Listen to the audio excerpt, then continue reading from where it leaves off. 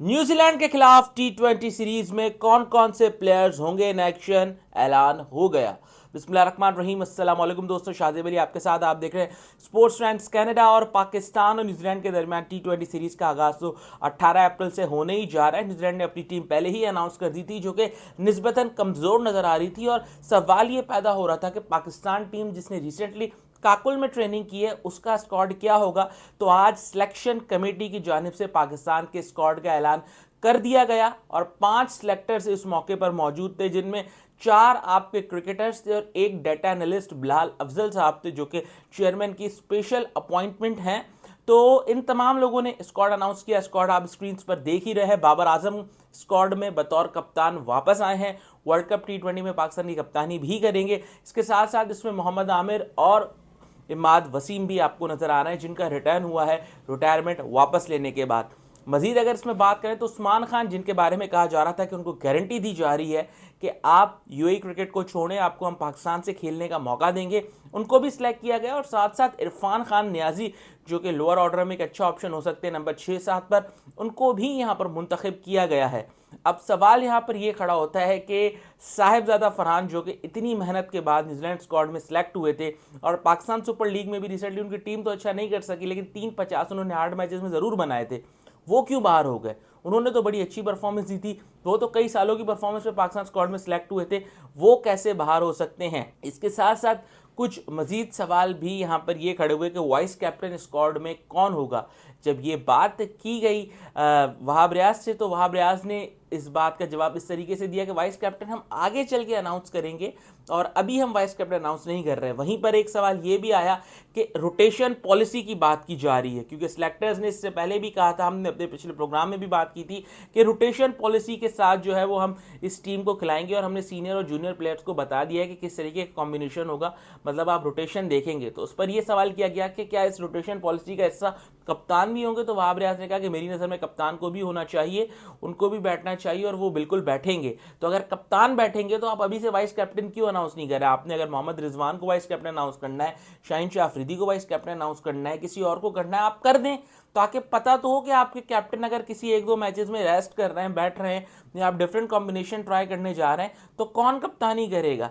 इसके साथ साथ आगे कुछ आजम खान के हवाले से भी सवालात हुए, उन पर भी जवाब दिए गए, लेकिन कुछ नाम ऐसे थे जो कि बिल्कुल भी डिस्कस नहीं हुए, जिनमें आमिर जमाल का नाम था, जिन्होंने ऑस्ट्रेलिया में बड़ी ज़बरदस्त परफॉर्मेंस दी थी, पीएसएल में भी अपनी ग्लिम्स दिखाई थी। बॉलिंग पर थोड़ा सा डाउट था, लेकिन लोअर ऑर्डर में बैटिंग बड़ी अच्छी करते हैं। एक ऑलराउंडर का ऑप्शन आपका हो सकते थे।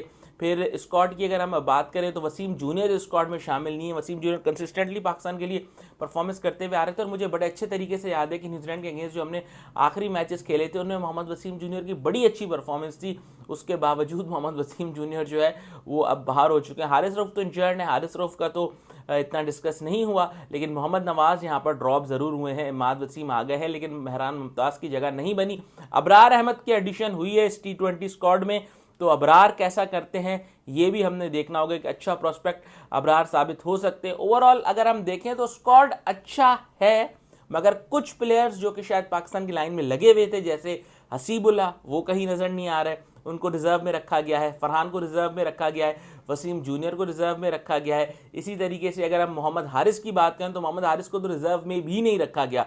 ये आपके वो प्लेयर थे जो कि लेटर स्टेजेस में लास्ट टाइम टी20 वर्ल्ड कप में आए थे, रबाडा नोकिया जैसे बॉलर्स को छक्के लगाए थे, और इस मरतबा आपके वर्ल्ड कप के प्लान में टॉप 22 प्लेयर्स में भी नहीं है। तो 18 रुकनी है पाकिस्तान का स्क्वाड है। इसके अलावा कुछ प्लेयर्स आपको रिजर्व्स में भी नजर आ रहे हैं। तो ये स्क्वाड अब न्यूजीलैंड का सामना करेगा, और यहीं से फिर हमारा वर्ल्ड कप का मोमेंटम बनेगा, और फिर आयरलैंड और आगे इंग्लैंड जाना, और इसी स्क्वाड के साथ पाकिस्तान आगे हमें खेलता हुआ नजर आएगा। तो फिलहाल तो यही सूरत हाल है। कुछ सवालात ज़रूर हैं इस स्क्वाड पे, लेकिन अब क्या कहा जा सकता है, क्योंकि वहाब रियाज से और फिर मोहम्मद यूसुफ से ये सवाल भी हुआ अब्दुल रज़ाक से कि 1 महीना कबल तक तो आप लोग कह रहे थे कि बाबर रेड बॉल का कप्तान हो सकता है, लेकिन वाइट बॉल का कप्तान अच्छा नहीं है।